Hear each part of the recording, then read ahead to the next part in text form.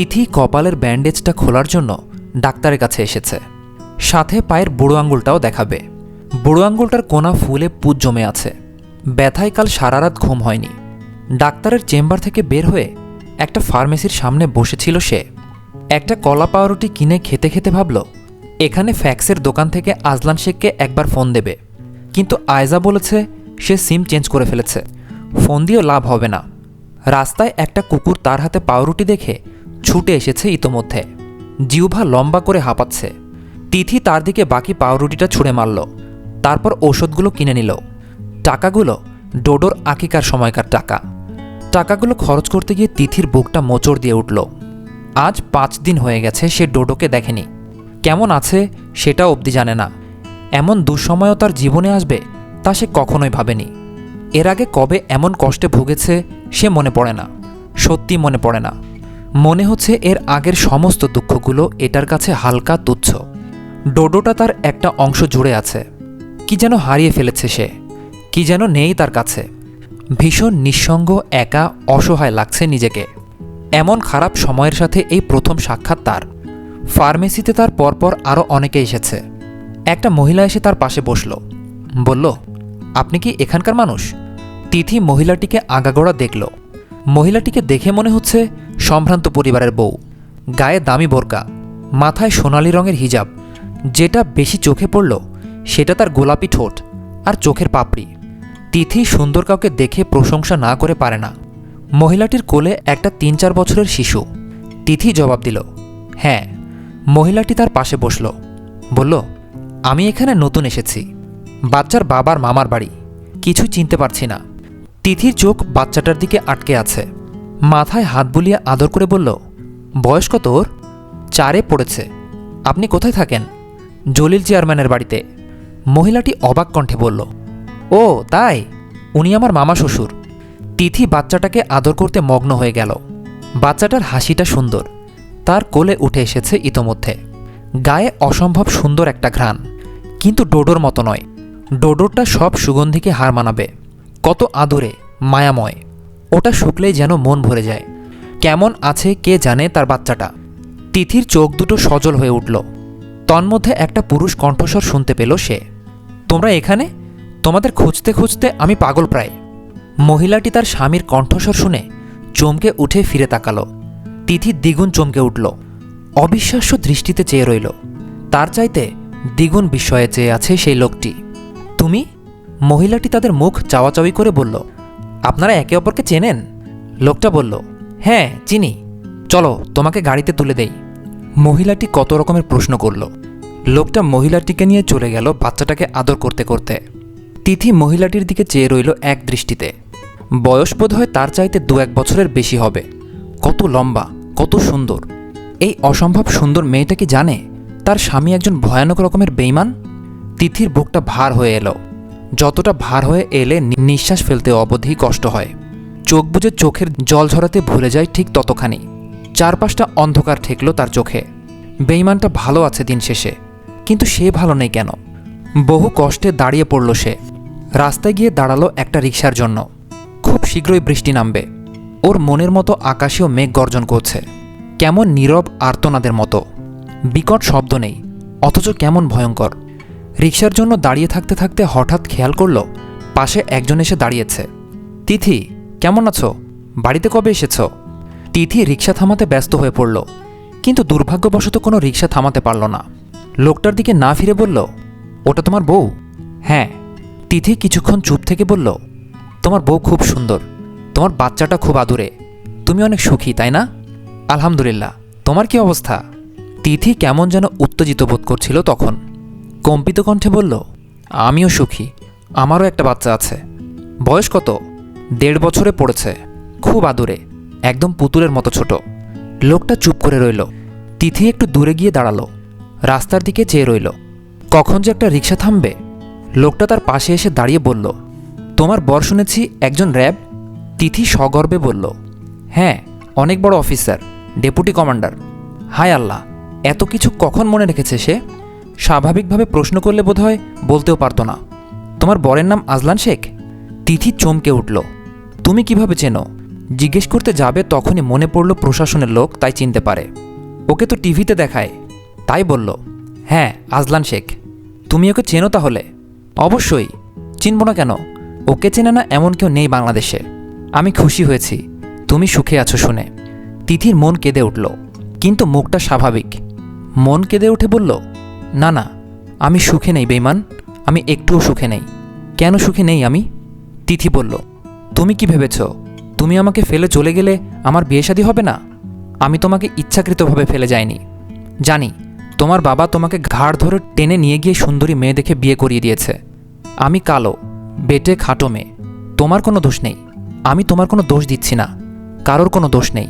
সব ভালোই ভালোই হয়েছে। তুমিও ভালো কাউকে পেয়েছ, আমিও। রায়হান বলল, হ্যাঁ তা ঠিক। এখানে একা এসেছ? মনে হচ্ছিল খুঁড়িয়ে হাঁটছ। তিথি বলল, ওই আঙুলে একটু চোট পেয়েছিলাম। রায়হান বলল, তুমি আমার উপর রেগে নেই তো? তিথি সাথে সাথে বলল, না না, রেগে থাকবো কেন? কপালে যা ছিল তাই হয়েছে, যা হয়েছে ভালোই হয়েছে। রায়হান বলল, কিন্তু তোমাকে দেখে মনে হচ্ছে এখনও আমার উপর ক্ষেপে আছো। একটা রিকশা এসে থামল তখনই। তিথি রিকশায় উঠতে যাবে তখনই থেমে গিয়ে বলল, আমি ক্ষেপে থাকলেও কি যায় আসে? শেষবারের মতো একটা কথা বলে যায় তোমাকে। কাউকে কথা দেওয়ার আগে তোমার মা বাবা, তোমার মামা চাচাদের কথা ভেবো। যা করতে পারবে না তার আশা কাউকে দেখিও না। তুমি আমার আশা ভঙ্গ করেছ, তাতে বেশি দিন কষ্ট ভোগ করতে হয়নি আমাকে, তেমন কিছুই হয়নি। কিন্তু তুমি আমার বিশ্বাস ভেঙে দিয়েছিলে, তাই এখন কাউকে সহজে বিশ্বাস করে উঠতে পারি না আমি। মিথ্যে মিথ্যে স্বপ্ন দেখানো কত সহজ, তাই না? যদি হয় আমার মতো বোকাহাদা। তুমি ভালো থেকো, তোমার উপর আমার কোনো অভিযোগ নেই আর। রিকশায় উঠে পড়ল তিথি। তার কিছুক্ষণের মধ্যে অঝোর ধারায় বৃষ্টি। সারা রাত ভর সে ভেবে কুল পেল না কেন সে ভালো নেই। তাকে কেউ একজন ছেড়ে গিয়েছে। সে কালো, বেটে খাটো, তাতে কি? তার তো সব আছে। ভিজে ভিজে বাড়ি ফিরতে দেখে মালেকা বেগম বকছেন তিথিকে। তিথি বোরকা খুলে ভেজা সালোয়ার কামিজ নিয়ে জানালার পাশে দাঁড়িয়ে রইল আনমনে। মালেকা বেগম বললেন, কাপড় পাল্টা বলছি তিথি, জ্বর হলে আমি কিচ্ছু করতে পারবো না, একটা কানাকড়ি নেই আমার কাছে। তিথি মায়ের দিকে ফিরে চাইল। মালেকা বেগম তার হাত থেকে বোরকাটা নেওয়ার সময় তিথি ওনার হাতটা ধরল। মালেকা বেগম বললেন, পায়ের আঙুলের জন্য ডাক্তার ওষুধ দিছে? তিথি মাথা দুলিয়ে আবদার করে বলল, আম্মা আমাকে একটু জড়িয়ে ধরো আম্মা। মালেকা বেগম হকচকিয়ে গেলেন। মেয়েকে বুকে জড়িয়ে ধরতেই তিথি কেঁদে উঠে বলল, শুধু আমি ভালো নেই আম্মা, সবাই ভালো আছে। বেঈমানটা কত সুখে সংসার করছে বউ বাচ্চা নিয়ে, আর আমার কাছে আমার বাচ্চাটা অবধি নেই। কিচ্ছু নেই আমার, কেউ নেই। ডোডোর কান্না আজ একটুর জন্য থামেনি, থামছে তো কিছুক্ষণ পরপর আবার কাঁদছে।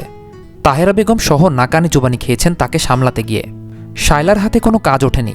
তাহেরা বেগম না থাকলে দুপুরে সবাইকে না খেয়ে থাকতে হতো। ঘুমোচ্ছেও না। যতক্ষণ কোলে নিয়ে বাইরে হাঁটছে ততক্ষণ শান্ত। ঘরে প্রবেশ করা মাত্রই কান্না শুরু। আজলানের কাছে খবর পৌঁছানো হয়েছে, কিন্তু তার কাজের এত চাপ, সে বাড়ি ফিরেছে প্রায় 9:30টায়। তাদের একটা মিশন চলছে এখন, অস্ত্র পাচারকারীদের চক্রান্তের বিরুদ্ধে। চাইলেও ডোডোর কথা সে ভাবতে পারছে না। বাড়ি ফিরে দেখতে পেল ডোডো কাঁদছে, তাও মেঝেতে বসে। তাকে দেখা মাত্রই হামাগুড়ি দিয়ে ছুটে এলো। আজলান কোলে তুলে দুগালে আদর করতেই ডোডো আরও চেঁচিয়ে কাঁদতে লাগল। শায়লা ওয়াশরুম থেকে বেরিয়ে এসে বলল, সরি স্যার, আজ সারাদিন এভাবে কেঁদেছে। আমি একটু ওয়াশরুমে যাব তারও সুযোগ পাইনি। আন্টি কোথায়? রান্না শেষ করে উনি এশার নামাজ পড়ছেন। রান্নাবান্না আজ উনি করেছেন। বাবু আজ এতটা জ্বালিয়েছে যে আমি রান্নার কাজে পুরোপুরি মনোযোগ দিতে পারিনি। আজলান বলল, তাই বলে মেঝেতে বসিয়ে রাখবেন? মেঝে ঠান্ডা সেটা আপনার মাথায় নেই? ওর ঠান্ডা লেগেছে এমনিতেই। শায়লা চোখ নামিয়ে রেখে বলল, সরি স্যার, সব সময় সরিতে কাজ হয় না, যান আপনি এখন। শায়লা বেরিয়ে গেল চুপচাপ। আজলান ডোডোকে আদর করল, তারপর কাপড় চোপড় পাল্টে দিয়ে নতুন কাপড় পরালো। ছোট্ট গাড়িটাতে বসিয়ে দিয়ে বলল, বাবা গোসল করবে, কাঁদবে না, ঠিক আছে? ডোডো ড্যাব ড্যাব করে চেয়ে রইল। আজলান ইউনিফর্ম চেঞ্জ করে ওয়াশরুমে ঢুকতেই ডোডো চেঁচিয়ে কেঁদে উঠল। আজলান দরজা খোলা রেখে বলল, বাবা আছি এখানে, কোথাও যাচ্ছি না আর। ডোডো তার দুহাতে ছোট্ট ফিডারটা ধরে চুকচুক করে খেতে খেতে বলল, আম্মা। আজলান তাকে দেখিয়ে দেখিয়ে গায়ে সাবান লাগালো। কথা বলতে বলতে গোসল সেরে নিল। তারপর গোসল সেরে ছেলেকে নিয়ে নিচে এসে খেতে বসতেই তাহেরা বেগম বললেন, এখন শান্ত হয়ে আছে, সারাদিন কেঁদেছে আজ, একটুও থামেনি। এতটুকুন বাচ্চাকে কি মা ছাড়া সহজে রাখা যায়? সারাক্ষণ মা মা করেই যাচ্ছে, মা চিনে ফেলেছে ও। আজলান খেতে লাগলো। ডোডোকেও একটু একটু খাওয়ালো। খেতে খেতে ভাবল ডোডো আজ সবাইকে জ্বালিয়ে মেরেছে, তাই ওরাও নিশ্চয়ই একবার হলেও ধমক টমক দিয়েছে। শায়লা মাছের বাটি নিয়ে টেবিলের উপর রাখতেই শব্দ হলো কিঞ্চিত, যদিও বাসনকোসনের শব্দ হওয়া বারণ। সেই শব্দ শুনে ডোডো চোখ তুলতেই শায়লাকে দেখল। দেখা মাত্রই সে হাউমাউ করে কেঁদে উঠে আজলানকে জাপটে ধরে রাখল। শায়লা ভড়কে গেল। আজ সকাল 10টার দিকে আম্মা আম্মা ডেকে তার বুক খামচাচ্ছিল বাচ্চাটা। ভীষণ জোরে একটা ধমক দিয়েছিল সে। সেই থেকে কান্না শুরু করেছে, আর থামেনি। ভাগ্যিস তাহেরা বেগম দেখেননি। আজলান ভ্রুকুচকে একবার শায়লাকে একবার ডোডোকে দেখে নিল। শায়লা হাত বাড়িয়ে বলল, চলো আমরা ঘুরে আসি। ডোডো হাত পা নেড়ে কাঁদতে লাগলো। আজলান কোনো মতে খেয়ে উঠে তাকে বুকে জড়িয়ে বলল, মা, মায়ের কাছে যাবে তুমি? ডোডো কান্না একটু থামিয়ে তার মুখে মুখে মা মা মা। আজলান তার ছোট্ট কপালে তার কপাল ঠেকিয়ে বলল, কি করব আমি? ডোডো হেঁচকি তুলে বলল, আম্মাম্মা। আজলান ঘরে চলে এলো। আয়জাকে ফোন করতে গিয়ে থেমে গেল। ফোন ঘাঁটতে ঘাঁটতে একটা রেকর্ড খুঁজে পেল সে। তিথি সেদিন ফোন করে ডোডোকে তার গলা শোনাচ্ছিল। সে রেকর্ডটা ছেড়ে দিয়ে ডোডোকে বলল, তোমার মা এখানে, কথা বলো। তিথি ওর কানের কাছে ফোন রেখে হ্যালো হ্যালো করেছে এর আগে। সে তা বোঝে। হাত পা লাফিয়ে উঠে জোরে সোরে ডেকে বলল, আম্মা। আজলান অবাক চোখে চেয়ে রইল। রেকর্ডটা মনোযোগ দিয়ে শুনতে লাগলো সে। রেকর্ডে তিথির স্পষ্ট কণ্ঠস্বরটা শোনা যাচ্ছে, ডোডো, এই ডোডো, কথা বল, তোর বাপ শুনছে। আব্বা ডাক। এই বোবা ছেলে, হাঁ করে চাইয়া থাকো স্ক্যান, কথা বল। কথা বলতে বলছি ডোডো। ডোডো কান খাড়া করে চুপটি করে শুনে যাচ্ছে। আজলান দৃশ্যটা অবিশ্বাস্য চোখে চেয়ে রইল। ডোডো ফোনটার সাথে কান লাগিয়ে তার উপর শুয়ে থাকল। মুখে কি যেন একটা অস্পষ্ট স্বরে বিড়বিড় করে গেল। তারপর কিছুক্ষণ পর ঘুমিয়ে পড়ল। আজলান তাকে বুকে টেনে নিল। একদম বুকের উপর তুলে নিয়ে জড়িয়ে ধরে আম্বিয়া বেগমের ফোনে কল দিল। রিসিভ করা মাত্রই আম্বিয়া বেগম আহাজারি শুরু করে বলল, আমার ঘরদোর আন্ধার করে তোরা কই চলে গেলি বাপ? আমি কি এমন দোষ করছি যে এত বড় শাস্তি দিচ্ছস তোরা? এত বড় শাস্তি দিস না। আমার নাতিটারে কোথায় রাখছিস তুই? আজলান ক্ষীণ স্বরে বলল, ও তোমার কাছে আর ফোন দিয়েছে মা?